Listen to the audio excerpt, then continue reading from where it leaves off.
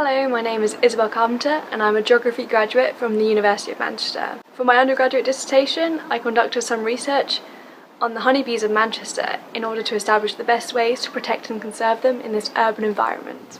Bees play a vital role as pollinators and therefore their worldwide decline in numbers is of serious concern. So for my study, I collected 3 samples of honey from different sites across the city.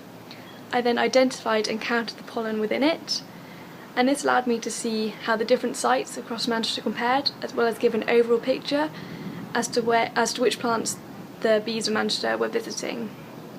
I then visited each hive to see if I could also spot some of these plants within 500 metres. So the main findings of my study showed that the City of Manchester provides sufficient resources for the honeybees there. It was quite likely that the bees were visiting sites across the city rather than directly around each hive. So these could include landscapes like riverside habitats, allotments and gardens. So I guess the main finding of the whole study was that cities can provide excellent resources for bees and therefore they're very important in honeybee conservation. So my honey samples came from different sites across the city, so the north, the south and the city centre, and these all comprise a variety of landscapes. Allotments, which I believe in Manchester cover maybe 49 hectares, are one landscape that bees are frequently known to visit. My honey samples from the north and the south of the city contained pollen from plants that tend to be grown in allotments. These included plants from the plant family which produces vegetables such as broccoli, cauliflower and cabbage.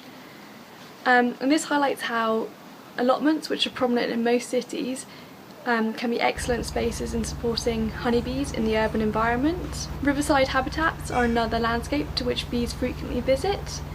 In all 3 of my honey samples, there was pollen that came from the plant commonly known as Himalayan balsam, and this plant tends to be grown alongside riverside habitats. In Manchester there are quite a few of those, so we've got the River Mersey, the River Irwell and the Bridgewater Canal, just to name a few. So these riverside habitats are capable of supporting plants which bees are frequently known to visit, and are therefore again important sites within the urban environment. Finally, sort of smaller landscapes such as tree-lined streets and gardens are also another landscape that helps support the honeybees.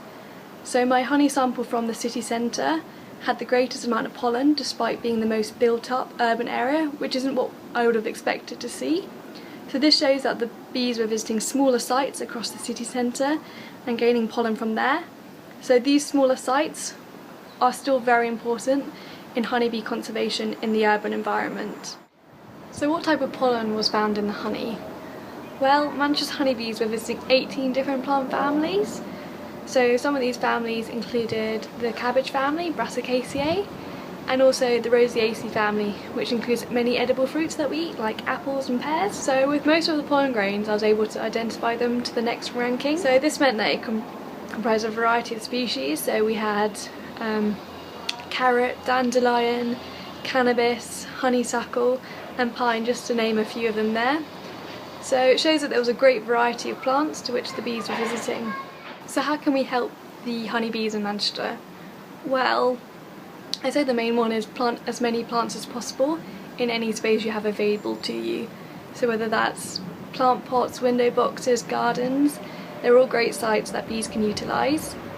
If you're not sure what plants to plant, there are lots of online resources. So the Royal Horticultural Society have a Perfect for Pollinators guide, and the British Beekeeping Association has another great website. Another way in which we can help the bees in the urban environment is to get involved in community projects that are helping to either restore or protect green spaces across the city, because even though Manchester is still quite fragmented, it's still got lots of patches which are really useful for the bees.